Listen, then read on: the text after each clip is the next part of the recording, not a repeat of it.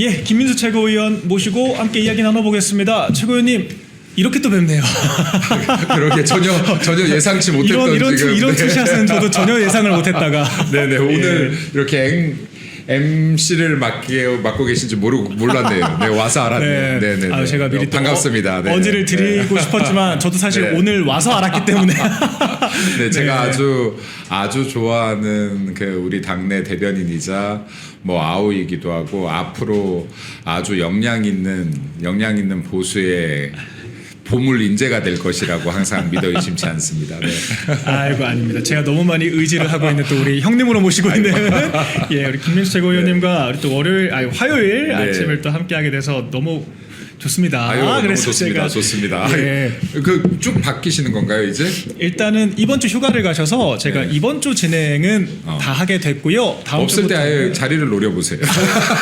근데 이제 그 자리도 이제 그냥 고용된 진행자면 제가 노릴 텐데 우리 또 이제 대표님이시기 네. 때문에 대표님 자리를 노릴 수는 없지 않을까. 아유, 그럼요.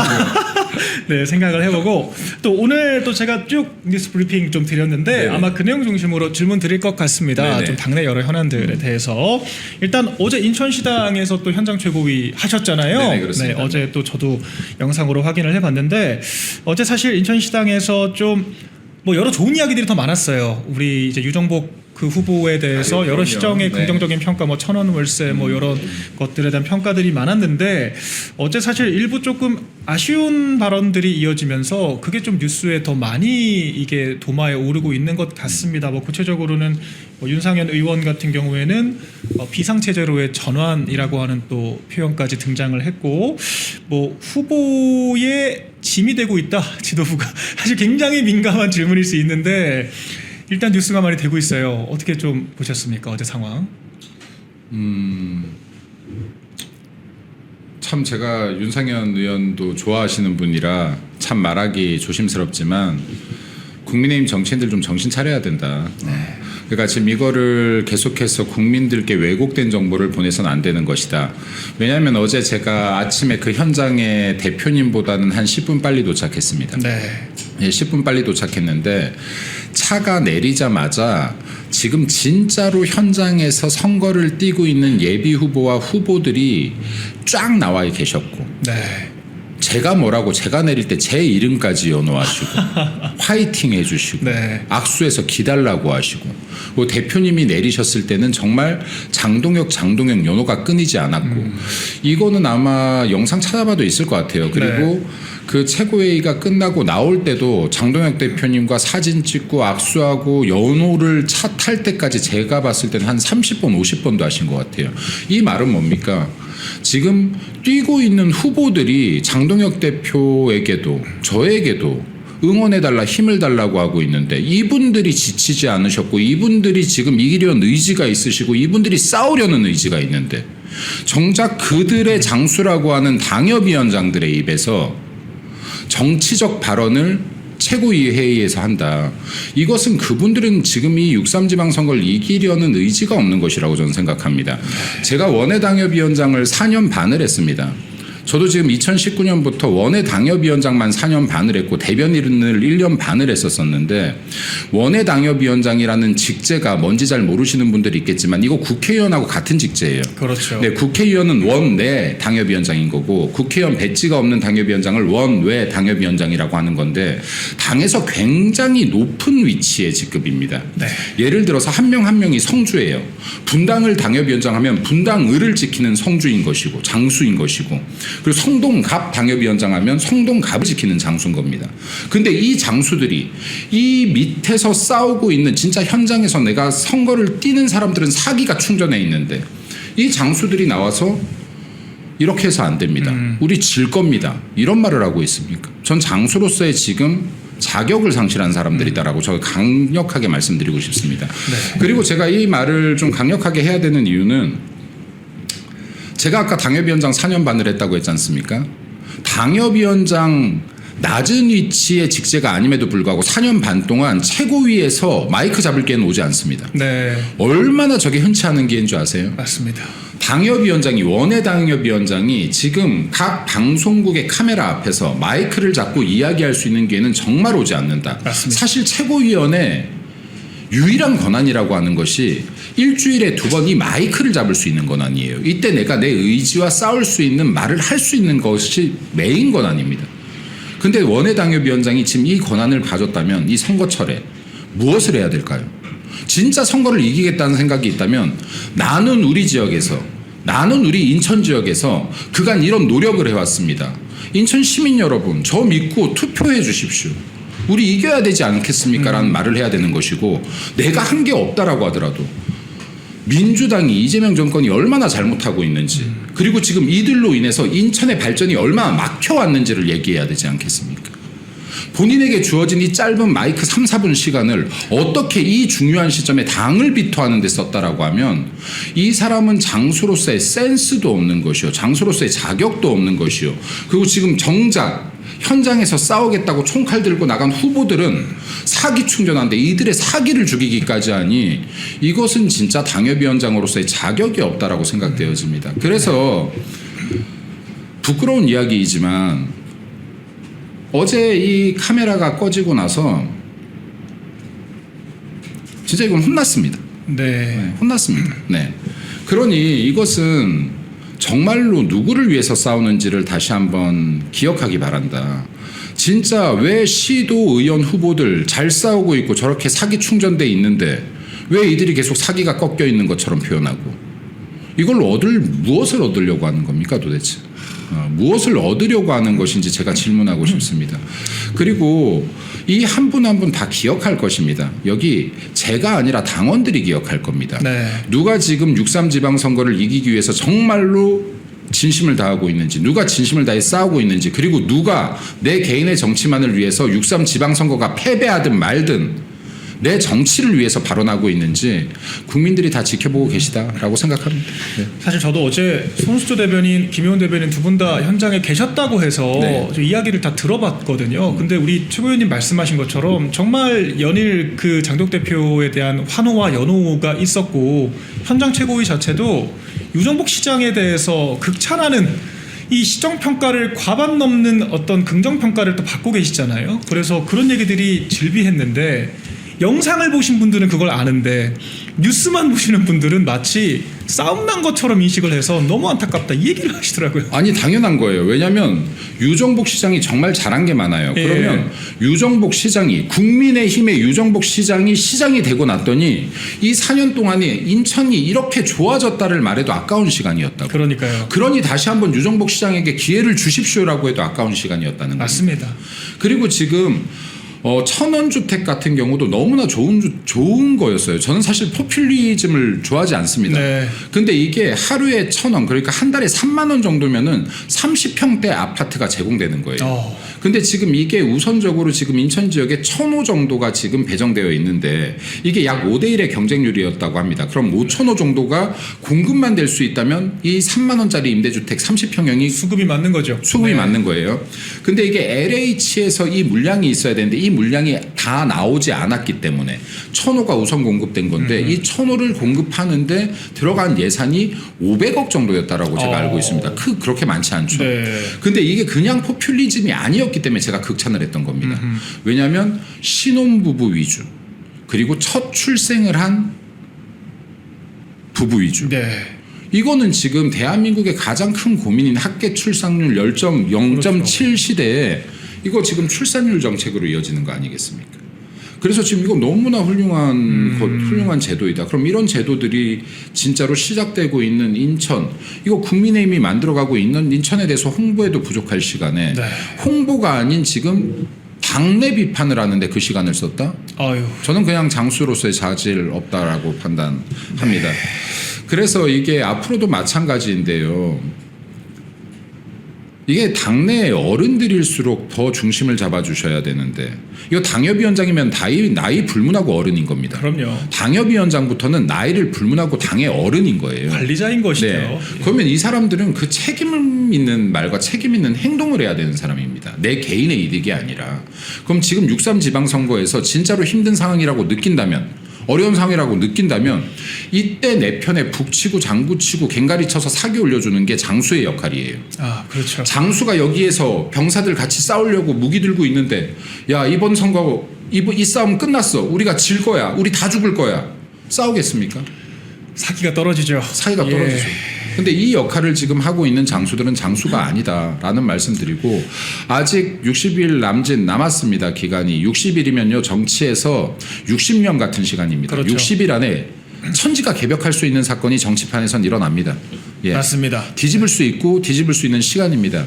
그렇기 때문에 당내 국회의원님들과 당협위원장 장님들께 간청드립니다. 이번 6.3 지방선거 대한민국 자유민주주의를 지키는 마지막 선거가 될 수 있다는 말씀 제가 많이 드리는데 내 정치를 위해서가 아니라 내 개파를 위해서가 아니라 진짜 이번 선거만큼은 우리가 대한민국을 지킨다는 마음으로 만약에 우리 지도부가 부족하면 채워주십시오. 현장에서. 그게 장수들 역할 아닙니까? 네. 너무 좋은 그리고 말씀이신 것 같아요. 지도부에게 할 말이 있으면 지도부에서 말 못할 직입니까? 언제든지 말씀하실 수 있잖아요. 언제든지 말할 수 있지 않습니까? 카메라 앞이 아니라 쇼가 아니라 우리한테 전화해서라도 우리를 찾아와서라도 얘기할 수 있지 않습니까? 우리들에게 더 나은 제안이 있으면 제언해 주십시오. 어제 얘기하신 분들 중에 정책 제언 한 번이라도 하신 분 있습니까? 아이디어 제공 한 번이라도 하신 분 있으세요? 이러니까 쇼라고 하는 겁니다. 이런 것들 하지 마시라. 나쁜 정치 하지 마시고 정말 이기기 위한 싸움 해달라는 부탁 말씀드립니다. 간청드립니다. 네. 너무 말씀을 잘 해줘가지고 제가 더 첨언할 부분이 없습니다. 우리 또 근데 당에서 이 상황만 있는 것이 아니라 또 이 대구 공천 관련해서도 계속 좀 이야기가 나오는 것 같아요. 지금 보니까 장덕 대표께서 주말에 또 매일신문 유튜브 출연하셔서 원내로 들어오셨으면 좋겠다. 사실 굉장히 직접적으로 요청을 하셨다고 저는 생각을 했거든요. 그럼에도 불구하고 이제 이진숙 위원장 어제 나온 입장들은 기차는 떠나고 라고 짧은 글을 또 올리기도 했고 또 굉장히 장문의 또 호소문을 또 올리셨더라고요. 그래서 사실상 무소속 출마 강행 의지 아닌가라는 해석들이 지금 있고요. 또 한편 주호영 의원도 가처분이 기각되자 또 항고를 하겠다. 계속 법적 공방으로 가고 있습니다. 이거는 좀 우리 지지자분들께서도 우려를 하는 부분들이 있는 것 같아서 최고위원께서 혹시 어떤 보관이 있으신지 좀 궁금합니다. 제 보관은 없습니다. 어려운 사실은 질문이었습니다. 이게 최고위원들에게 공천 권한이 주어져 있지는 않아요. 그렇죠. 그러니까 이건 공관위의 권한이고 저희들에게는 지금 이 모든 후보들도 아닙니다. 주요 지역의 후보들에 대해서 최고위 의결이 올라왔을 때 여기에서 문제가 있느냐 없느냐 정도를 판단하는 것이지 이 공천 과정이나 경선의 방식까지 저희들이 어떠한 권한을 갖고 있지는 않습니다. 그렇죠. 원칙이. 네, 그럼에도 불구하고 저희들이 의견을 제시하기는 하죠. 근데 제가 지금 사실은 저 같은 경우는 이진숙 후보의 경선이 바람직하다라고 주장을 했던 사람이고 경선에 네. 들어가는 것이 그리고 사실 이게 장 대표님의 뜻이기도 했습니다. 맞습니다. 그러니까 장동혁 대표 같은 경우는 왜냐하면 이게 너무나 많은 후보들이 나섰기 때문에 이게 8분이나 됐잖아요. 그랬죠. 그러니까 이거 A, B조 나눠서 다 경선해서 A조에서 우승자와 B조에서 우승자 최종 결승을 하는 형태로 해서 전원 경선을 원래 주장하셨었습니다. 근데 이것이 마찬가지지만 당 대표 역시도 당의 공천 과정을 전체를 핸들링할 수 없습니다. 그렇죠. 이렇게 되면 이거는 바로 레거시가 욕하는 포인트가 되죠. 이건 여야 할 거 없습니다. 네. 예, 당 대표가 공천을 쥐락펴락 다 할 수가 있는 구조가 아니다. 공간이가 꾸려지면. 네. 근데 중요한 것은 어쨌든 이 공천 과정에서 저는 우리 지지자들의 민심을 너무 못 읽었다고 봅니다. 이게 너무 아쉽습니다. 그러니까 네. 민심을 너무 못 읽었다. 그러니까 이것을 조금 더 섬세하게 민심을 읽었더라면 훨씬 더 시너지를 낼 수 있는 그림을 만들 수 있지 않았을까라는 아쉬움이 우선 가장 큽니다. 그리고 지금 이미 이뤄진 일들은 지금 또 경선이 여기 진행 중이지 않습니까? 그렇죠. 이것도 다 무효화시키는 것도 굉장히 어려운 일이거든요. 맞습니다. 네, 이거 현실적으로 굉장히 어려운 일이거든요. 그럼 경선이 또 네. 늦어지게 되면은 사실 이 재보궐도 만약에 원내 현역이 나간다면 5월 전까지는 확정이 돼야 되잖아요.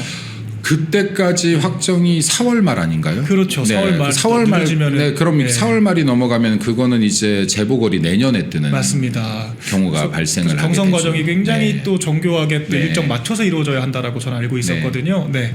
그래서 저는 이 부분에 대해서는 제가 가진 권한이 다가 아니라서 뭔가 명확하게 말씀은 드리지 못하더라도 경선은 결과론적으로는 당원 중심으로 가야 맞다. 저는 당원 100%를 처음부터 끝까지 주장한 사람 아닙니까? 알고 있죠. 네, 근데 당원 100%를 끝까지 주장했던 사람인데 공천은 앞으로 이게 당원의 뜻에 의해서 이루어지는 방향으로 계속 변화돼야 된다. 이게 한 번에 변화하지 못하더라도 네. 이 원칙을 중심으로 둘 때 당의 당원들도 효능감을 느끼실 수가 있고 그리고 또 당원들도 이 자긍심을 갖고 이 당 활동을 할 수 있는 것이고 그리고 또 정치인들은 당원들의 목소리에 귀 기울이게 될 것이다라는 말씀을 좀 드리고 싶습니다. 그리고 이번 이 대구 사건은 저는 그래도 결과론적으로 좋은 방향으로 해결되리라 믿습니다. 왜냐하면 이진숙 위원장도 결국은 대한민국을 사랑하고 나라를 걱정하시는 분이실 것이고 그렇죠. 그리고 또 주호영 의장님도 결과적으로는 우리 국민의힘에서 6선이나 하셨는데 6선임 24년입니다. 그러니까요. 네. 자, 24년이나 이 정치를 하시면서 어떻게 보면은 우리 당에 빚을 많이 지시기도 한 분이고 네. 또 당에 공과 가를 남기기도 한 분이고 그렇죠. 그렇다라고 하면 이제 어떻게 보면 이제 30년을 바라보고 있는 이 시점에서 당의 해가 되고 당원의 해가 되고 국가의 해가 되는 결정은 하지 않으실 거라는 최소한의 믿음을 가져보겠습니다. 네. 네. 그 정도로 이야기 좀 정리하고 네. 사실 민주당 얘기가 훨씬 중요한 부분들이 많더라고요. 특히 지금 전쟁 추경이라고 하는 게 완전 코미디이지 않습니까? 우리나라에 전쟁 난 것도 아닌데 남의 나라 전쟁 나서 전쟁 추경한다는 말 처음 들어보는데 지금 어제 대표께서도 좀 강하게 얘기하신 이런 부분들 있잖아요. 뭐 중국 관광객들을 위한 짐 캐리 예산, TBS 뭐 예산 이런 것들이 무더기로 들어가 있더라고요. 네. 지금 나라가 미쳐 돌아간다고 생각합니다. 어제 뉴스 보니까 지금 대한민국 국가 부채가 처음으로 1,400조를 넘겼나요? 네.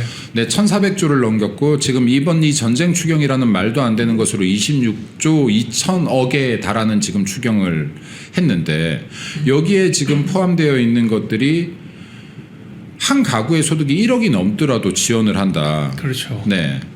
해서 지금 최대 60만 원까지 지원을 하는데 이것만 해도 지금 4조 8천억에 이르나요? 4조 8천억에 이르는 그렇죠. 것으로 알고 있습니다. 자, 그러면 이것이 지금 민주당이 하는 방식입니다. 뭐 어떤 방식? 선거를 앞두고 돈을 뿌리는 이거 지금 근권 선거예요. 네. 이거 지금 옛날식의 근권 선거인 것이고 매표 행위인 것입니다. 제가 이거 최고위 발언에서도 말했지만은 이재명식 현대판 근권 선거요 매표 행위에 지나지 않는다. 이렇게 비판하면 이들이 하는 말은 야 국민의힘 니네들 지금 이 전쟁 상황 때문에 국민들 힘든 거 안 보여? 기름값 올라서 힘든 거 안 보이니? 돈 좀 지원해 주겠다는데 왜 그래? 제가 묻고 싶은 것은 민주당 의원님들과 이재명에게 묻고 싶은 것은 대한민국 청년들 어깨에 올라가져 있는 1,400억은 안 보이십니까?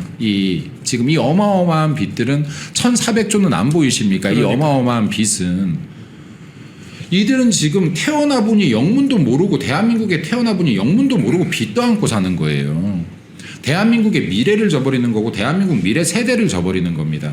자, 근데 이런 와중에 이 어마어마한 26조 2천억이라는 돈 안에 지금 중국에 짐 들어주기 이 전쟁이랑 무슨 상관입니까? 지금? 그러니까요. 태양강이랑 지금 중국 태양강 무슨 상관입니까? 지금 전쟁하고. 지금 이런 것들이 지금 이러한 예산들을 쏟기 때문에 중국 눈치를 보는 국가라고 하는 것이고 중국인들 국내에 들어와 있는 중국인들 눈치를 보는 국가라는 오명을 계속 뒤집어 쓰고 있는 겁니다. 저는 물론 개인적으로 오명이 아니라 진짜라고 생각합니다. 자, 그러면 이것 역시도 지금 지방선거에 투표권이 있는 중국인을 향한 매표 행위가 아닌가라는 오해를 살 수밖에 없는 부분이 되는 거예요. 그렇지 않습니까? 그렇죠. 자, 그리고요. 중국인 지원하는데 왜 우리 애들한테 지금 어깨에 빚을 안깁니까? 제가 이게 애가 5이라서 화가 나요. 진심으로 화가 나는 거예요. 그렇죠. 왜 내 애들한테 어깨에 빚을 안깁니까? 우리 부모들이 재산은 못 물려줘도 빚도 안 물려줘야 될 거 아닙니까? 이거 애들 어떻게 갚아 나갑니까? 이거 시나리오가 너무 뻔해요. 10년, 20년 지나보세요. 애들 월급 받으면요. 이거 다 세금으로 뜯기는 거예요. 이거 어떻게 갚을 거예요? 세수가 안 차는데. 이번에 이런 얘기예요. 또 여기 민주당에서 26조 2천억 원 추경에 우리 빚 하나도 안 냈어. 그렇다고 주장을 하더라고요. 이거 추가 세비야. 네. 이거 지금 우리들이 초과 세수로 한 거지 빚 하나도 안 냈어. 근데 왜 난리야? 대한민국 법에요. 초과 세수가 발생하면 뭐부터 하게 돼 있어요? 빚 갚아야죠. 빚 갚게 돼 있습니다. 빚 갚아야죠. 빚이 1,400조라고요. 왜 법을 안 지켜요? 빚부터 갚게 돼 있잖아요. 초과 세수가 발생을 하면. 자, 이런 부분들을 네. 지금 국민들이 모르신다라고 해서 그냥 막무가내식으로 지금 금권 선거하듯이 이렇게 돈을 뿌려서도 안 되지만 왜 중국에 뿌립니까 이걸? 우리나라 중국 여행 가면 짐 들어줍니까? 오히려 한한령 지금까지 계속 적용되고 있죠. 페널티 받고 있죠. 그러니까요. 이거 제가 계속 얘기하지만은 지금 중국 무비자 정책 제가 이 첫날부터 반대를 했는데 이 진짜로 중국에 합니까? 저 뭐 협중 정치인이 돼 있죠 지금 이게 레거시들에 의해서. 이게 정상적으로 외교도 해야 되는 것이고 정상적 정책으로서 관광 유치도 해야 되는 것이고 정상적 정책으로 정상적인 사고로 예산 집행도 해야 되는 것이다. 그리고 지금 문재인 정권 5년과 이재명 정권 1년 이 6년 동안에 추경이 12번입니다. 네. 추경 12번이 뭘 의미하는지 아세요? 6개월마다 추경한 거예요. 맞습니다. 이게 정신 나간 거 아닙니까 이거? 이러니까 지금 빚잔치 하는 거예요. 지금 보수 정권은 반대로요. 이명박 정권 5년, 문재인 정권, 이명박 정권 5년, 그리고 박근혜 대통령 정권 5년, 윤석열 대통령 정권 이 기간 동안 해봐야 추경이 다 합쳐봐야 5번인가 뿐이 안 돼요. 맞아요. 이게 지금 어떤 정당이 진짜 대한민국을 걱정하고 있는지가 나오는 겁니다. 이게 제가 여기 지금 이영풍 TV 보시는 분들이면 이미 다 알고 계시지만 진짜로 대한민국 국민들께서 아셨으면 좋겠다. 어떤 정당이 누가 그래도 최소한의 양심을 가지고 대한민국의 미래를 지키려고 하는지 아셨으면 좋겠다라는 말씀드리고 싶습니다. 제가 짧게만 좀 첨언드리고 싶은 것이 실제로 윤석열 정권 그 시작되자마자 우크라이나 전쟁 한참 벌어졌었죠. 굉장히 장기전으로 갈 수밖에 없는 상황이었고 당시에 오히려 사실 국제적으로는 훨씬 더 파급이 큰 사건이었습니다. 그럼에도 불구하고 윤석열 정권 때 전쟁 추경이라는 말 당연히 들어본 적도 없고요. 그 당시에 유류세를 인하해주는 방식, 그러니까 추가 세수를 얻겠다가 아니라 세금을 인하해주는 방식으로 유가 굉장히 안정적으로 유지했고 환율도 1,200원대로 방어를 했거든요. 근데 지금은 이 이란 전쟁이 사실 막 장기전으로 갈지 말지에 대해서 확정적으로 얘기되기도 전부터 이미 환율 1,400원대였잖아요. 그리고 지금 유가도 뭐 호르무즈 해협 얘기하긴 하지만 지금처럼 수급처가 없었던 전례가 없더라고요. 그러니까 같은 전쟁이 벌어져도 이 대응하는 방식 자체가 다르고 윤석열 정권 때는 그 지난 정권 최초로 GDP 대비 국가 부채가 줄어들었습니다. 그 긴축 재정 기조에 대해서 IMF나 S&P나 OECD 다 극찬을 했거든요. 그럼요. 재정 건전성이 굉장히 좋아졌죠. 그렇죠. 당시에. 네. 근데 이제 문재인 정권 때 5년 동안 나라 빚이 400조가 늘어났고 이재명 정권 지금 1년도 안 됐잖아요. 작년 올해 각각 100조씩 늘었다고 하더라고요. 추경을 벌써 2번 했으니까. 그러니까요. 그러니까 이게 진짜 좌파들이 빚지면 우파들이 갚는 이런 패턴으로 지금 대한민국이 부양되고 있는 게 아닌가 정말 저도 그 생각이 듭니다. 지금 이 패턴이 잘못 네. 걸려들었어요 사실은. 예. 민주당이 지금 이렇게 빚내고 경제 파탄시켜 놓으면 이게 경제라는 게 우리가 카드값 쓰는 거랑 똑같습니다. 네. 우리가 이번 달에 1,000만 원 카드 빚을 썼다. 이거 이번 달에 안 터지거든요. 다음 달에 그렇죠. 터져요. 예. 근데 맞습니다. 다음 달에 어떻게 해서 또 한 달뿐이 연장됐으니까 또 카드빚 땡겼다. 땅 카드로 그렇죠. 또 땡겼다. 이거 이달에 안 터져요. 맞습니다. 그 다음 달에 터져요. 카드 한 3개인데 그 다음 달에 또 1,000만 원 빚 냈다. 네. 이게요 한꺼번에 터지는 게 아니라 빚 내고 빚낸 게 시간이 흐른 다음에 터지게 되거든요. 그렇죠. 자, 근데 국가도 똑같아요. 이게 지금 좌파 정권들이 방금 말씀하셨던 것처럼 이렇게 빚을 내놓으면 그러다 우리가 정권을 잡으면 이거 한꺼번에 폭탄으로 떨어지는 거예요. 맞습니다. 이때 이들은 뭐라고 합니까? 니네가 정권 잡자마자 경제가 무너졌다고 합니다. 근데 여기 또 선동된 사람이 있네. 환장하는 거예요. 황당하죠, 진짜. 그럼 어찌됐든 간에 네. 우파 정권은 울며 겨자 먹기로 이거 나라 망하게 생겼으니 돈을 뿌리는 게 아니라 돈을 갚아나가는 겁니다. 재정 건전성을 채워나가는 거예요. 맞아요. 근데 이 패턴이 지금 계속해서 걸려들고 있는 것인데 이게 결과적으로 아까 우리 대변인 하신 말씀이 100번 1000번 맞죠. 예를 들어서 이걸 지원한다라고 해도 세금 인하 등 유류세 지원 등 인하 등 세금을 감면하면서 이걸 일시적으로 지원을 하는 방안이어야 되는데 이렇게 했었을 때는 국민들이 내가 돈을 받았다고 인식하진 않거든요. 그렇죠. 왜냐하면 내가 지난달에 냈던 이제 기름값 정도네. 그럼 다행이다. 가 되는 건데. 네. 야 어차피 이랬으나 저랬으나 똑같은 돈이면 돈 줘버려. 그렇죠. 그건 매표행위라는 거예요. 그렇죠. 그러니까 지금 이것이 보수가 얘기하는 선별적 복지를 계속해서 얘기하는 것이고 필요한 곳에 돈이 들어가야 된다고 하는 것은 그럴 때 진짜로 힘든 사람들이 혜택을 받을 수 있는 것이고 정말 필요한 인프라에 돈이 투입될 수 있는 것인데 이렇게 지금 아까 말씀드렸지만 가구소득 1억이 넘는 곳에까지도 지금 지원금을 주면서 여기만 해도 4조 8천억의 예산을 잡아뒀다. 이런 것들이 포퓰리즘이다. 이런 것들이 매표행위다. 이것이 지금 재정을 갉아먹는 행위이고 나라의 경쟁력을, 나라의 지속 가능성을 계속해서 낮추는 것들이다. 사실 하위 70%란 말도 전 처음 들어봐요. 그럼요. 하위 70%가 하위 어디 있습니까? 70%면 이미 중상층이 그렇죠. 중상 이상이 20%나 포함이 되는데 맞습니다. 하위 70이 어디 있습니까? 중위소득이나 아니면은 뭐 이제 그럼요. 우리가 다 그 소득 기준이라는 게 존재하는데 결과적으로 최상위 30% 빼고 다 준다는 말을 이렇게 거의 그게- 바꿔가지고 하더라고요. 그 지금 몇 명이었죠? 약 3,580만 명 이렇게 3,588명. 됩니다. 네. 네, 짧게 마지막 질문 또 하나 드리겠습니다. 지금 오늘도 트럼프 대통령이 지금 두 번째 우리나라를 직접 거론을 했습니다. 우방국들이 미국을 도와주지 않는다 하면서 한국을 또 직격을 했거든요. 근데 또 우리 지금 이재명 정권은 우리 전통적인 우방국인 한미동맹에 대해서는 이런 지금 처세를 하고 있는데 정작 북한에는 이 민간인 무인기 사건에 대해서 유감을 표명한다. 이거 이재명 대통령이 직접 유감을 표명했습니다. 김여정 위원장에게. 그리고 이제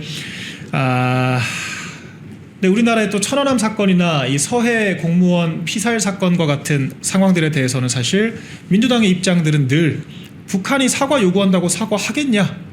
굉장히 수동적이었지 않습니까? 이 유가족들 가슴에 피멍을 들게 만들었는데 이 상황들은 어떻게 저희가 봐야 될까요? 저는 이거 좀 두 가지 관점으로 봐야 된다라고 봅니다. 그러니까 정상이 아니다. 이건 국가의 자존감을 내려놓는 행위다. 네. 그리고 이재명 자존심, 자존감 있는지 없는지 모르겠지만 내려놔도 돼요. 네. 근데 본인이 대통령직에 앉아 있을 때 본인이 자존심을 내리는 것은 국가의 자존심을 내려놓는 것이고 국민들의 자존감을 내려놓는 행위라는 거 알아야 됩니다. 네. 지금 북한은 명백하게 지금 대한민국의 적국이에요. 그럼 지금 우리가 여기에 무인기를 이게 진짜 우리가 날린 건지 아닌 건지 제가 정확히 모르겠습니다만 네. 이것에 대해서 지금 사과를 했다 합니다. 그 북한에 어떤 피해 있었습니까? 이거? 피해가 있었나요? 전혀 없어요. 이거 천안함 격침 사건이나 폭침 사건이나 연평도 사건처럼 대한민국에 지금 꽃 같은 젊은 청년들이 목숨을 잃은 것처럼 피해 있었습니까? 우리가 정작 받아야 될 사과 한마디 받지 못하면서 이런 거에 지금 유감 표명하고 사과를 하고 앉아 있습니까? 이게 어떻게 한 나라의 대통령입니까? 네. 이렇기 때문에 이게 지금 대통령으로서의 자격이 없다라고 얘기하는 겁니다. 그리고 지금 왜 이렇게까지 북한에 해야 될까? 저는 이제 의심해야 될 구간이 왔다라고 생각합니다. 네. 도대체 왜 이렇게까지 북한에 절절매는 것인가? 어떤 약점이라도 잡힌 것은 아닌가도 생각해 봐야 되는 것이다.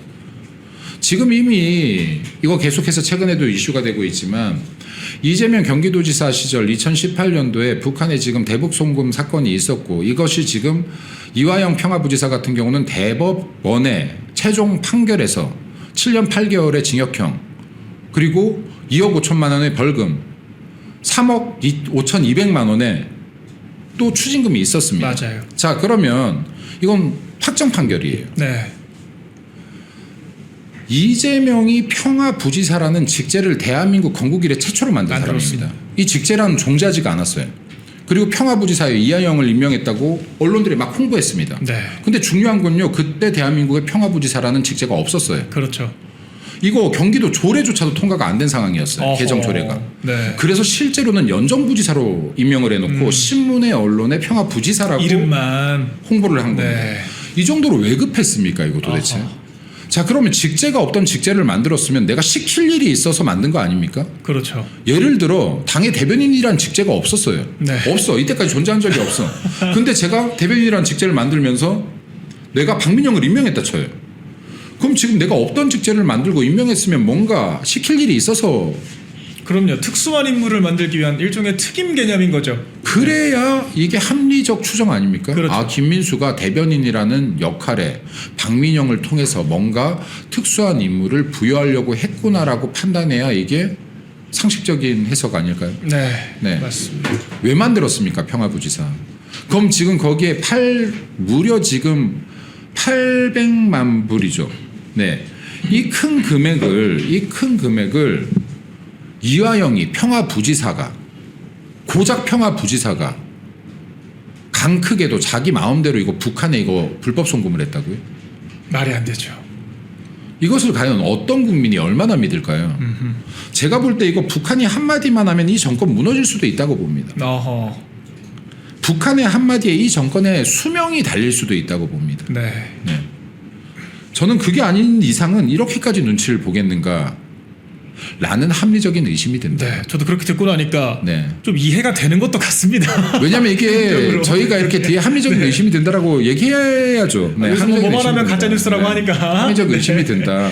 네. 그리고 많은 국민들께서도 이런 합리적 의심을 하고 계신다. 네. 네, 그래서 지금 뭐 이게 방송 시간이 다 돼가서 더 이상 얘기 못 하겠지만은 제가 볼 때는 지금 이 대한민국 국가 정세가 굉장히 잘못된 체제의 변형 또는 전복의 형태로 흘러가고 있다라고 봅니다. 그래서 이런 부분들에 대해서 제가 조금 더 근거들이 모이면은 한 번 정도 이야기를 하려고 합니다만은 지금 이재명 정권 그리고 민주당 대한민국이라는 국가를 포기하게 만드는 일을 절대 하지 말 것을 경고하고 싶습니다. 그리고 국민들께서 지금 대한민국이 진짜 작은 것들을 볼 게 아니라 대한민국 전체가 위기 상황이라는 큰 스케치를 한 번 정도 봐주시고 지금 6.3 지방선거 앞에서 대한민국 지키는 마지막 선거 될 수 있다는 마음으로 함께 싸워주시기를 간청드리겠습니다. 네. 네, 아유, 너무 감사드립니다. 정말 시간이 금방 갔어요.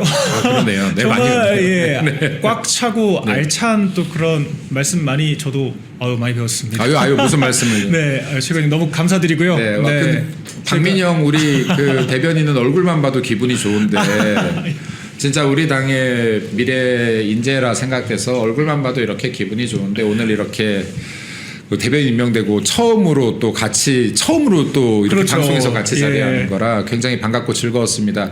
우리 애청자 시청자 여러분들 박민영 대변인 많이 응원해 주시고 이영풍 TV도 많은 응원 부탁드리겠습니다. 네. 제가 다음에 또 이렇게 뵐 수 있게 네. 열심히 해서 자리를 잘 지키고 네, 있겠습니다. 아유 감사합니다. 항상 네. 응원드립니다. 감사드립니다. 네. 네. 네. 안녕하세요. 인사 부탁드리겠습니다. 네, 여러분 반갑습니다. 손수조입니다.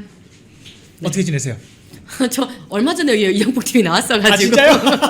저랑은 처음이신데. 아 그러네요. 예. 자주 뵙고 있습니다. 오늘 또 앵커님으로 이렇게 딱 자리를 잡고 있으니까 네. 또 이영풍 기자님 물론 또 그립고 보고 싶지만 예. 또 우리 박민영 대변인도 반갑네요. 제가 그래서 일주일만 휴가 가신다 그래서 아. 일주일 오늘까지일 줄 알았더니만 연장됐습니다. 우리 이영풍 저도 기자님. 네, 어젠가 어제 수고하셨어요. 아침에 이제 이영풍 대표님으로부터 전화를 한 통 받았어요. 네. 엠바고인데 이러시면서 어허. 북구 출마를 말씀을 주시더라고요. 네. 제가 깜짝 놀랐습니다. 어허. 왜냐하면 제가 북구 옆에 바로 사상구가 또 집이 있잖아요. 맞네요. 네, 그래서 또 그쪽에 관심이 정말 지대한데 또 이영풍 우리 대표님께서 출전을 하신다는 소식을 듣고 또 응원을 드리기 위해서 또 이렇게 또 왔습니다. 네. 자, 그래서 네. 말씀 나온 김에 제가 아까 좀 기사를 좀 덜 언급을 해드려가지고요. 제가 이 부산일보 기사 한번 우리 이영풍 기자님의 말씀 좀 전달 드릴게요. 자, 국민의힘 소속인 이영풍 전 기자는 35년 전 수습기자 시절 첫 발을 뗐던 북구에서 이제는 주민의 삶을 지키는 민생 일꾼으로 마지막 열정을 쏟겠다라고 밝혔고요. 그리고 영국 카디프 대학교 유학 시절에도 화려한 수도권보다 지방의 가치에 주목했다면서 비대해진 수도권 중심 정치를 타파하고 북구의 자존심을 세우겠다라고 또 인터뷰를 직접 하셨더라고요. 그래서 네. 아마 박민식 장관께서 올해 또 북구에서 활동을 해 오셨기 그렇죠. 때문에 네, 아마 아직은 모르겠습니다만 조금 치열한 경쟁, 완전 컨벤션이 극대화될 수 있는 상황으로 갈 수 있지 않을까. 그러니까 어쨌거나 한동훈 씨도 출마 선언했는데 우리 이 얘기 지금 할 건데요. 우리 당에서 뭐 경선이 펼쳐지면 한동훈 씨 또 묻힐 거 아닙니까? 우리 당 경선 재밌을 건데. 예, 그렇지 않아도 제가 방송 들어오기 전에 일단 이제 그 현장의 바닥 민심은 또 네. 기초 의원님들, 광역 의원님들이 잘합니다. 예. 그러니까 제가 전화를 한번 쭉 돌려봤어요. 북구가 너무 갑자기 핫해졌는데 네. 현장은 어떠냐 예. 그랬더니 그 한동훈 씨가 집어뒀다고 하던데 어떠냐 그랬더니 안 그래도 이제 제가 통화한 기초 의원께서 부동산에 쫙 한번 알아봤답니다. 네. 한동훈 씨가 얼마 전에 이제 부산 북구에 와서 막 아이들하고 사진 찍고 그랬잖아요. 네.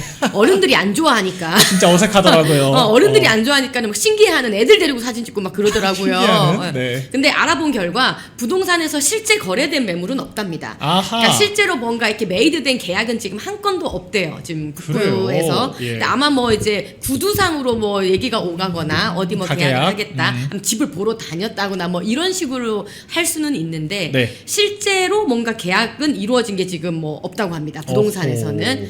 덧붙여서 부동산 아주머니 분들이 얘기를 하시는데 방송이라 좀 그렇지만 미친 XI가 한동훈 그 미친 XI가 뭐 이런 얘기들을 하셨다고. 제가 들은 얘기입니다. 네, 부동산 네, 네. 우리 이제 사장님들께서 네, 또 인용을. 주변의 아주머니들께서 아니 왜냐하면 북구가요. 이제 저도 사상 사람이지만 우리가 이 지역에 대한 지역 출신에 대한 좀 그게 좀 있어요. 그럼요. 있어요. 굉장히 그래서 중요하죠.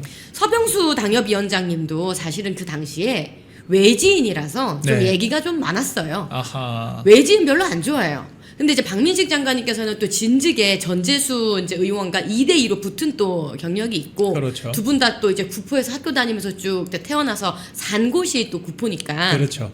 이분들은 이해가 되는데 한동훈 갑자기 왜 오냐는 거예요. 미친 엑스 아니냐. 진짜 뜬금없이. 네, 느닷없이. 네. 아니 그리고 뭐 중안에서 활동을 하던지 서울 강남 뭐 도곡 팰리스에 살던지 그러니까요. 모르겠고 왜 갑자기 북구를 오느냐. 이거예요. 지금 딱 민심은. 네. 네. 표나 달라 이거잖아요. 북구에 뭐 기여한 것도 없고 네. 그리고 아는 것도 없고. 찍고 가겠다는 거잖아요. 그러니까요. 북구를 위해서 막 꾸준히 남아가지고 이 지역을 발전을 한다든지 그런 게 지금 아니잖아요. 네. 그러니까 미친 엑스 소리 듣는 겁니다. 저는 그 인용하건대 미친 엑스 이 소리 나올 정도의 이런 네. 이상한 액션을 하는 한동훈 씨도 이상하지만 서병수 전 의원이 전 더 문제 같습니다. 아, 아니 네. 서병수 전 의원도 사실 그 지역민은 아니셨다는 거 아니에요. 외지인이었어요. 근데 사실 네. 외지인이시지만 어쨌거나 북구갑 주민들께서 민주당 찍을 수는 없으니 5선이나 시켜주셨는데 지금 그 은혜를 어떻게 갖고 있냐. 한동훈 씨를 밀어야 되니까 당에 공천을 하지 말래요. 저는 이런 기괴한 주장을 저는 5선씩이나 했던 당의 중진급 원로급이죠. 이신 국회의원 출신의 인사가 무소속 심지어 범죄 의혹으로 제명당한 후보를 밀어야 되니까 당이 무공천을 해야 한다라고 얘기하는 이런 이야기를 들을 거라고는 제가 살다 여러 지금 꼴을 우리 당에서 처음 보는데 한동훈 씨 중심으로 참 많은 기이한 일들이 일어나고 있습니다. 서병수 의원의 이런 좀 막말이라고 보는데 어떻게 좀 보셨나요? 이 또한 제가 한번 물어봤습니다. 예. 인용컨대 조용히 물러가라. 아하. 네, 지역에서는 가려면 조용히 물러가라 라는 여론이 많다고 합니다. 예. 그러니까 지금까지 또 북구에서 많은 또 애쓰시고 당협위원장으로서 애써주신 것은 감사하나 지금 뭐 다른 어디 학교 대학교로 가신다는 소문이 지금 어허. 지역에 퍼졌나 봐요. 네. 이제 물러가시는 장면인데 가려면 조용히 물러가라 라는 게 지금 지역의 여론이더라고요. 그래서 네. 이 또한 인용 드리는 겁니다. 예, 인용 드리는 거고 사실 현 국민의힘의 당협위원장을 맡고 있어요. 지금 서병수 위원장님께서 그렇죠. 지금 무소속 당협위원장 아닙니다. 네. 국민의힘 당협위원장이신데 왜 무소속 후보를 도와주고 네. 만나고 합니까? 만난 것도 전 잘못됐다고 봐요, 사실. 그럼요. 만나서 뭐 이분에 대해서 뭐 여러 가지 이야기를 뭐 사적으로 만나서 사적으로 들을 수는 있으나 이것을 공적인 메시지로 뭐 이 사람을 내야 된다, 국민의힘 후보를 내면 안 된다. 이거는 그야말로 도 넘은 선 넘은 막말이죠. 그러니까 이런 거죠. 네. 당협위원장들이 그 해당 지역구를 지키는 뭐 성주 같은 자리라고 하면은 당 대표가 이제 그 성주들을 통솔하는 사실 대장의 역할 아니겠습니까? 네. 근데 지금 한동훈 씨는 그냥 이 나라 자체를 떠난 사람이에요. 정확히는 이 나라에 큰 죄를 짓고 쫓겨난 사람이죠. 그런데 지금 성주를 맡고 있는 사람이 당대표의 의사를 오히려 지금 쫓겨난 범죄 의혹을 가지고 쫓겨난 사람을 위해서 당대표에게 이래라 저래라 지금 지시를 하고 있는 상황이잖아요. 전쟁 상황에서 심지어 그 해당 성주가 지금 바뀔 것 같거든요. 출마 안 할 거니까. 그럼 새로 출마할 우리의 후보가 있는 건데 우리가 그 성주를 새로 뽑고자 하는 건데 자기가 지금 쫓겨난 사람 데리고 쓰겠다. 당대표한테 공천하지 마라. 압박을 하고 있는 거니까 이건 사실 군법으로 정말 엄히 다스려야 될 사안이 아닌가 생각이 돼요. 그렇지 네. 않아도 부산의 지역구를 두신 박수영 의원께서 페이스북 메시지에 이 전쟁 중에 항명하는 사람에 대한 처벌은 어떻게 되느냐 이런 일가를 날리셨더라고요. 그렇죠. 그야말로 전쟁 중이고요. 정말 이 전쟁 중에 이 항명을 그야말로 지금 항명인 거거든요. 그럼요. 예. 우리 후보를 내지 말자라는 이 이제 항명을 하는 거에 이적행위를 한 대해서는 거죠. 이적행위. 그렇죠. 예. 이적행위에 가까운 이거에 대해서는 어떻게 처벌을 할 것인가 박수영 의원이 이렇게 일갈하기도 했고요. 이걸 다 떠나서 여론조사만 보자고요. 여론조사. 이미 한 언론사에서 여론조사를 했습니다. 부산 북갑에서 한동훈 씨를 넣어서 했어요. 맞아요. 근데 1등이 누굽니까? 그때는 이제 영풍 우리 대표님이 출마를 안 하실 때 여론조사니까요. 1등이 박민식, 네. 2등이 민주당 후보, 김두관. 네. 3등 꼴등이 한동훈이에요. 그렇죠. 어느 정당이 1등 후보를 두고 3등 후보를 공천을 줍니까? 네. 어느 당협위원장이 당에 그것도 오래 계신 분이 1등 우리 국민의힘을 후보를 두고 3등 후보를 두자는 얘기를 합니까? 네. 이거는 말도 되지도 않고 그간에 있었던 여러 이제 선거를 얼마나 많이 보셨던 분인데 이런 이제 이야기를 하시는지 도무지 이해가 가지 않네요. 그러니까 서범수 의원과는 형제 관계잖아요. 예, 그렇죠. 서범수 의원이 참고차 말씀드리는 겁니다. 한동훈 씨 당대표 시절에 사무총장 했었죠. 네. 사무총장 하면서 이거 팩트만 말씀드리는 겁니다.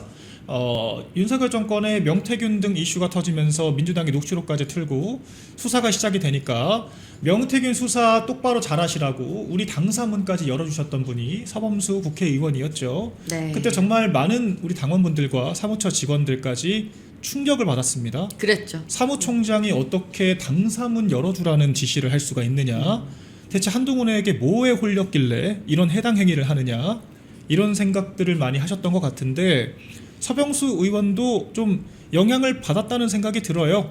서범수 의원 이러시면 안 돼요, 정말. 그 전에 이제 지역에서 들리는 이제 소문에 의하면 네. 서병수 당협위원장께서 밑에 일하는 한 변호사분이 있다고 합니다. 네. 그 변호사를 재보궐의 후보로 세워서 그 변호사를 일단 후보로 세운 다음에 한동훈 씨와 뭔가 연대를 하는 그림으로 뭔가 판을 짰다. 뭐 네. 이런 소문이 돌더라고요. 그러니까 예. 애시당초 서병수 당협위원장이 사실상 한동훈과 함께 선거 연대를 하려는 네. 그 판을 깔고 있었다. 그랬는데 그 판이 어그러진 게 박민식이 갑자기 등장할 줄 몰랐던 거예요. 네. 그런데 박민식 장관께서 이제 다시 북구에 가서 90도로 인사하면서 지금 네. 새벽부터 밤까지 막 지금 막 훑고 다니시니까 이 판이 어그러진 거예요. 네. 한동훈과 선거 연대를 하려고 했던 원래 이 판이 어그러져서 또 뭐 박민식 장관을 비토한다. 뭐 이런 네. 소문도 들리고 소문입니다. 그리고 또 한켠에서는 서병수 당협위원장께서 박민식 장관에게 이 민식이 좀 내려와서 이제 북구 같이 좀 하자. 네. 뭐 이런 전화를 했다는 소문도 또 있더라고요. 어허. 그래서 뭐 여러 가지 지금 풍문은 지금 많이 있는 상황인데 네. 자, 뭐 이런저런 풍문이 있다고 해도 우리는 중심 잡고 가면 됩니다. 자, 여러분 부산 북갑에 무조건 국민의힘 후보 냅니다. 국민의힘 후보 낼 거고요. 당연한 거죠. 당연한 거고요. 예. 지금 국민의힘 후보가 아주 우위를 점하면서 지금 잘 하고 있다. 네. 한석을 가지고 올 수 있다. 있습니다, 여러분. 제가 네. 봤을 때는요, 만약에 한동훈 때문에 무소속 한동훈 씨가 출마를 해서 우리 표를 갉아먹어서 몇 %라도 갉아먹어서 우리 당이 낸 후보가 낙선을 한다. 한동훈 씨는 뭐 이미 제명당했기 때문에 더 거론할 가치도 없고요. 여기에 이적행위 동조하는 사람들 다 책임 물을 수밖에 없겠죠. 우리가 전쟁에서 패배를 했는데 그 패인이 우리 당에서 형제가 7번이나 지금 공천 혜택을 받았는데 당이 아니라 한동훈 씨에게 부역했던 특정인들 때문에 그런 상황이 벌어졌다면 이건 정말 용서받을 수 없는 해당 행위가 되는 겁니다. 좀 제대로 당에 대해서 좀 인식을 하셔야 된다. 이 말씀 거듭 드려요. 역사의 죄를 짓게 되는 것일 겁니다. 그럼요. 만약에 지금 부산 북갑에 정말 우리가 귀한 소중한 한석을 얻을 수 있는 이 네. 귀한 타이밍에 그러니까요. 우리 국민의힘 후보를 흔들고 국민의힘을 표를 갉아먹어서 결과적으로 한동훈 씨 때문에 아니면 거기에 부역한 사람들 때문에 우리가 만약에 진다면요. 한동훈 씨는 앞으로 평생 정치할 생각하면 안 됩니다. 더구나 이 당 안에 들어와서 할 생각은 두 번 다시 꿈도 꾸면은 안 되고요. 이번에 정말 잘 생각하셔야 될 겁니다. 아무리 본인의 자기 정치가 그렇게 급하다고 하더라도 이렇게 전체적인 우리 자유 우파의 전선을 무너뜨리고 전쟁 중에 항명하는 이런 행동을 끝끝내 하시겠다면 앞으로 두 번 다시는 정치하실 수 없게 당원들이 시민들이 아마 응징할 것이라는 말씀 드리고요. 지금 부산 북갑의 지난 대선 스코어가 어떻게 되는지 아십니까? 김문수 후보가 50.19, 이재명이 44.43인가 아무튼 예. 국민의힘이 월등히 이기고 있습니다. 그럼요. 이대로 우리가 국민의힘만 똘똘 뭉쳐서 이 전쟁에서 제대로 싸운다면 반드시 우리는 승리할 수 있습니다. 네. 이 승리할 수 있는 판을 흔드는 뭐 무소속 그런 사람이 있다면 정말 응징해야 되고 한동훈 전 대표는요. 본인이 대표 시절에 무소속 나온 사람에 대해서 뭐라고 했습니까? 절대 복당 불가라고 몇 번이나 얘기하면서 맞아요. 했었습니다. 그렇게 본인이 얘기했던 거 절대 본인이 지키시기를 바랍니다. 네. 부산 얘기 쭉 나눠봤고요. 자, 조금 돌아서 경기도지사 얘기 좀 해보겠습니다. 대변인님. 네. 경기도지사 추미애 전 법사위원장이 지금 후보가 되면서 경기도 지형 굉장히 술렁이고 있습니다. 제가 너무 재밌었던 것이 민주당 내에서도 추미애는 좀 힘들 수도 있지 않나? 라는 생각을 많이 하시더라고요. 네. 우리 입장에서는 뭐 어둠의 선대위원장이라고도 얘기를 하는 추미애 위원장이 후보가 됐는데, 그래서 우리 당에서도 지금 좀 희망찬 이야기들이 나오는 것 같아요. 특히 이 조강한 최고위원을 비롯해서 좀 출마 의지를 강하게 다지고 계신데, 이 경기도에 어떤 새로운 인물 또 나올 가능성이 있는지, 그리고 전체 구도 어떻게 보시는지 말씀 부탁드리겠습니다. 추미애는 보수의 어머니죠. 이번에도 기대해 보겠습니다. 네. 네, 우리는 추나땡이라 부릅니다. 추미애 나오면 땡큐다. 네. 추나땡이고요. 지금 이 추미애에 대한 정말 객관적인 평가를 한 줄평으로 하신 사람이 있죠. 한준호 민주당 의원 뭐라고 얘기를 했냐면 실력이 없다. 실력이 없는 후보다. 아주 그냥 명쾌하게 명징하게 한 줄로 평가했어요. 경기도 모른다. 몰라요. 네. 이분 몰라요. 이분 추미애 서울 광진구에서 우선하신 분이에요. 네. 서울 사람이고 서울에서 이때까지 정치하던 사람이 네. 뭐 갑자기 지금 권력욕이 생겼는지 경기도로 가서 하남에서 했죠. 하남에서 고작 2년도 채우지도 않고, 그러니까요. 하남에 나타나지도 않고, 하남에 한 일도 없고, 하남에 가보십시오. 추미애 의원에 대한 이 비토가 엄청납니다. 아유. 엄청나요. 그러니까요. 지구 관리를 안 했거든요. 네. 안 하기만 했습니까? 하남을 디딤돌 삼으셨잖아요. 자기 정치에 디딤돌 삼았잖아요. 나 하남 출신이니까 경기도지사 나가도 네, 된다. 찍고 이렇게. 가버렸잖아요. 그래서 하남 분들도 똑같아요. 외지인을 너무 싫어합니다 지금. 어허. 그래서 이제 하남 같은 경우는 이용 당협위원장, 그다음에 우리 국민의힘 이제 시장님, 네. 그래서 엄청 지역에서 또 바닥 민심을 많이 긁어 모으고 계세요. 어허. 그러니까 어쨌든 무슨 말씀을 드리는 거냐면 추미애는 경기도 모른다. 이 경선 토론을 하는데 경기도 광역버스를 물었더니 네. 대답 못하고 아이고야. 내란을 종식해야 됩니다. 뭐 이런 얘기를 했다고 하더라고요. 네. 그래서 아주 경기도를 모르는 추미애 우리에게는 추나 땡이다 말씀드립니다. 네, 방금 속보가 하나 나와서 말씀드리겠습니다. 그 통일교로부터 금품을 받았다라고 하는 의혹을 받고 있는 까르띠에 시계 등 브랜드명까지 나와서 상당한 파장을 불러일으켰던 전재수 전 장관에 대해서 합수본, 그러니까 검경이죠, 수사기관이 수사를 종결시켰다, 무혐의로 종결시켰다, 공소시효가 지났다라고, 뭐 황당하고 예측 가능한 결론이죠. 네. 이미 봐주기 수사하겠다고, 특가법 적용 안 하겠다고 까르띠에 시계의 그 가격까지 왔다 갔다 하는 이제 그런 황당한 기사들 여러 차례 보셨을 것이고, 답정너죠. 답정너. 사실 정상적인 경우라면은요, 이렇게 혐의가 명확하면 선거를 안 나와야 되는 게 정상인데 장관 자리를 사퇴하고 이때다 싶어서 엎어진 김에 쉬어간다라고 하면서 지역 바닥 닦으면서 출마 준비했던 게 전재수 장관이었죠. 그렇게 지금 출마하겠다라고 하니까 어제 후보되고 오늘 지금 혐의 없다, 사법 리스크 없다라고 지금 면죄부를 씌워줬습니다. 어떻게 봐야 될까요? 자, 여러분, 지금부터 범죄와의 전쟁입니다. 이번 선거는 범죄와의 전쟁이에요. 저렇게 범죄를 뻔뻔하게 저지르고 증거까지 다 나오고 했는데도 저 보십시오. 후보 주지 않습니까? 후보 주고 죄 없애주고 지금 이렇게 줄줄이 뭐 지금 뭐 북구뿐만이 아니죠. 네. 뭐 여러 있습니다. 뭐 김용도 그렇고 여러 가지 지금 뭐 우상호 의원도 전과가 있고 정원호도 뭐 경찰 폭행범이고 뭐 그러니까요. 따질 수도 없이 많은데 어쨌든 이번 선거가 지금 범죄와의 전쟁이 돼버렸습니다, 여러분. 아니 범죄를 짓고 구치소에 가야 될 사람이 어디 지금 시장실을 가겠다고 저렇게 넘보는지 너무 뻔뻔하지 않습니까, 여러분? 자, 까르띠에 시계 지금 나왔죠.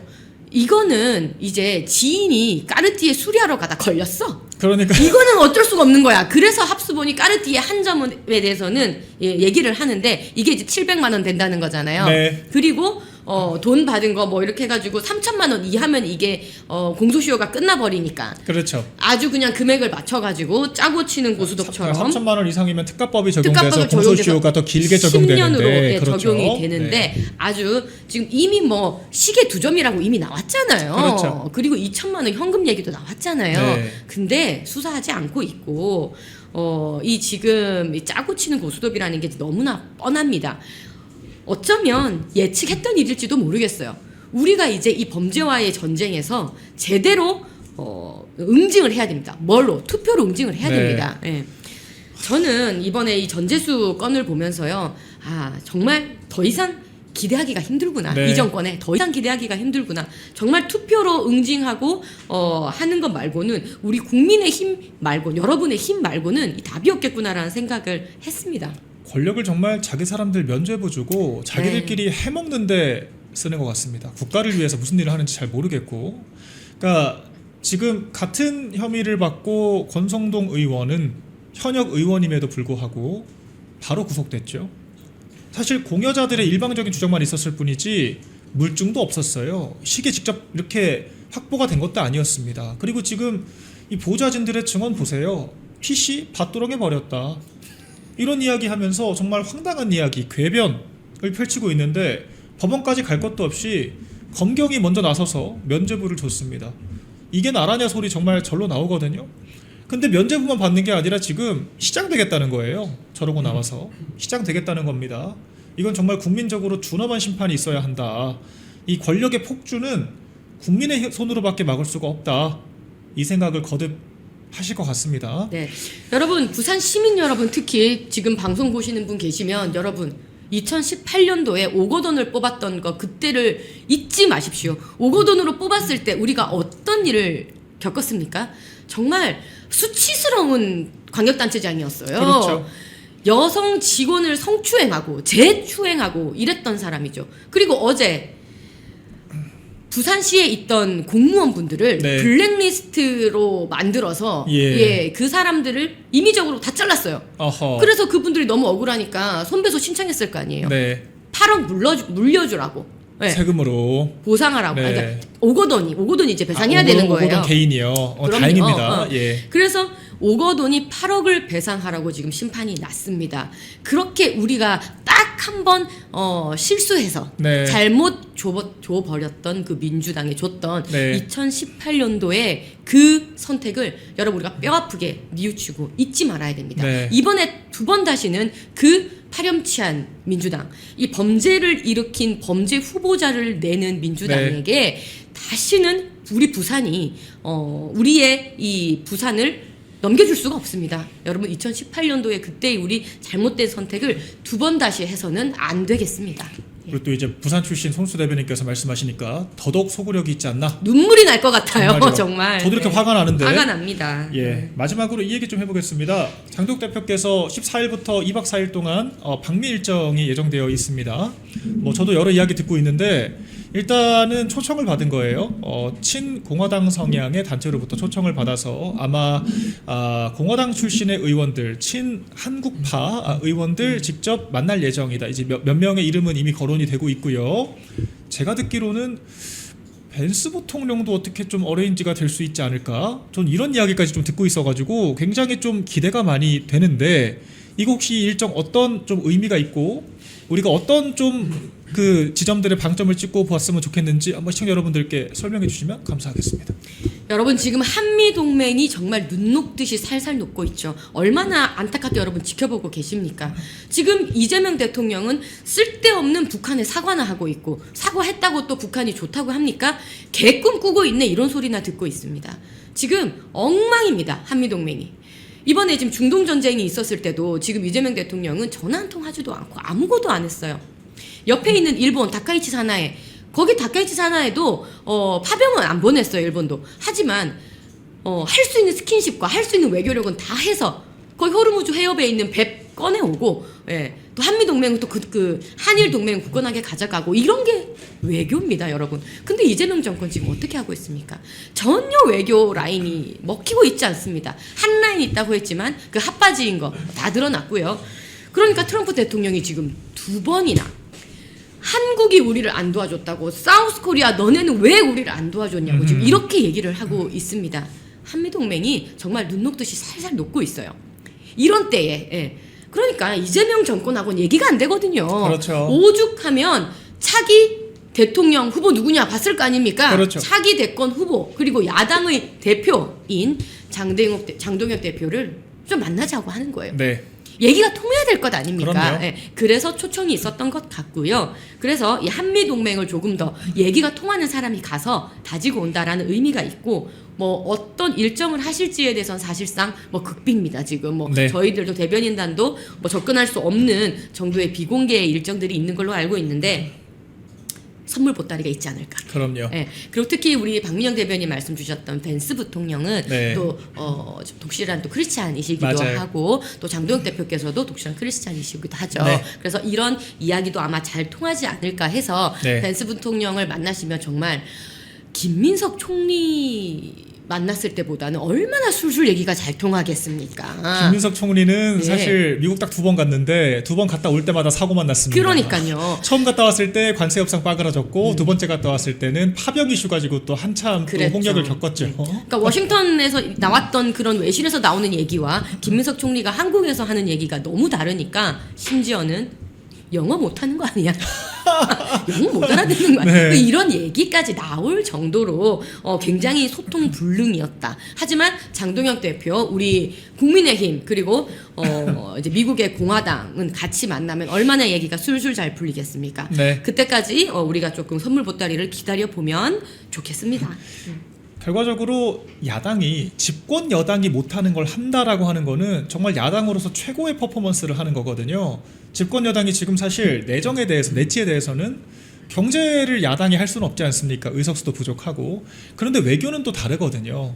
오히려 여당보다 야당을 미국, 우리의 전통 우방이자 한미동맹의 주축인 미국이 우리나라를 협상 파트너, 우리 야당 대표를 그렇게 인식을 하고 있다라고 하면은 이게 사실 국정을 지금 장동혁이 하고 있다 이런 얘기까지 나올 수 있는 거거든요. 정말 큰 모멘텀이 될 수가 있다라고 하는 거고, 제가 조금만 덧붙이자면 윤석열 대통령 모셨을 때도 그 미국에 한 번 가서 그 영어 연설 한 번에 그 의회 기립박수, 그리고 아메리칸 파이 또 노래 한 곡으로 사실 바이든 대통령 완전히 환심을 샀거든요.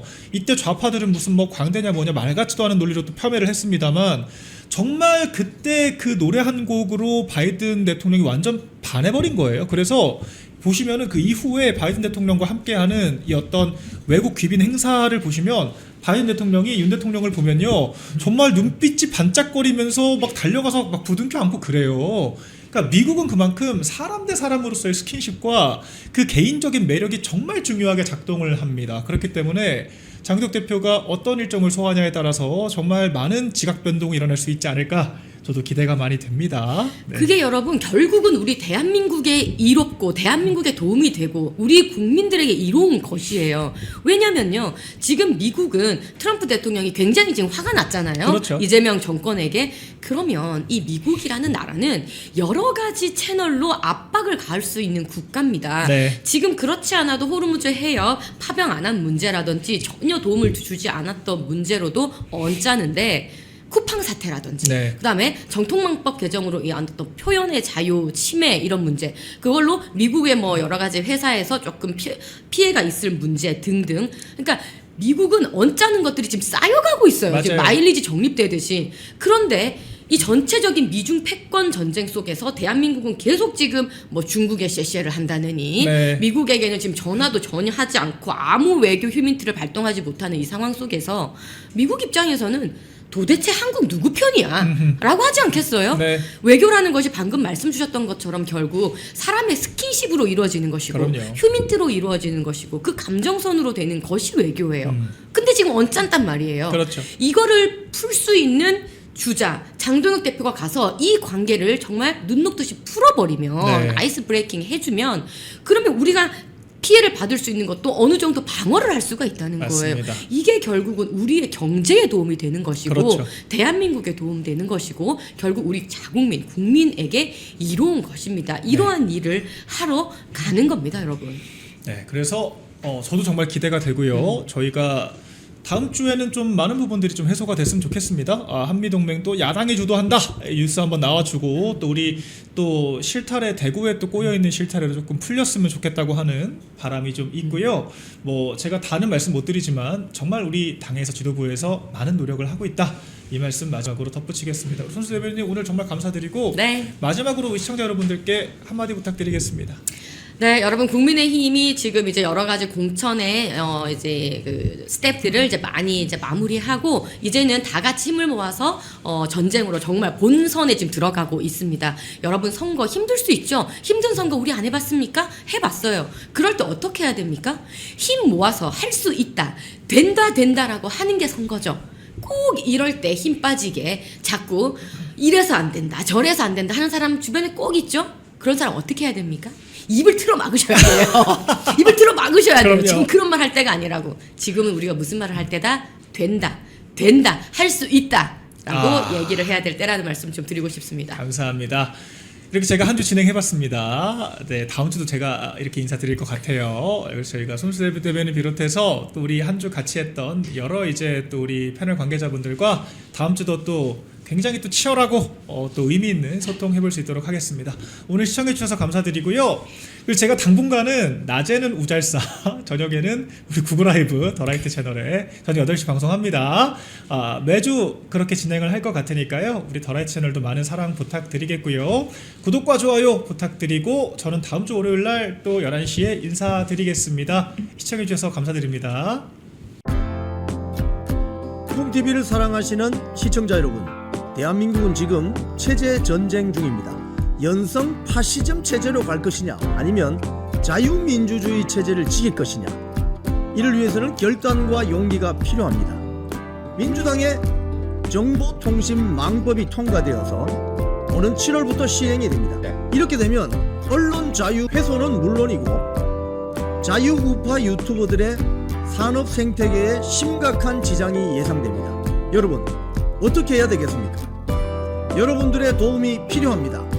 여러분들이 우잘사 회원에 가입하셔서 대한민국 체제 전쟁에 승리하고 국민의힘 장동혁 지도부를 지켜내고 정보통신망법을 비롯한 언론 자유를 심각하게 훼손하는 여당발 공세에 대응해 주시기 바랍니다. 우잘사 회원 많이 가입하셔서 함께 가는 여정을 만들어 갑시다. 감사합니다.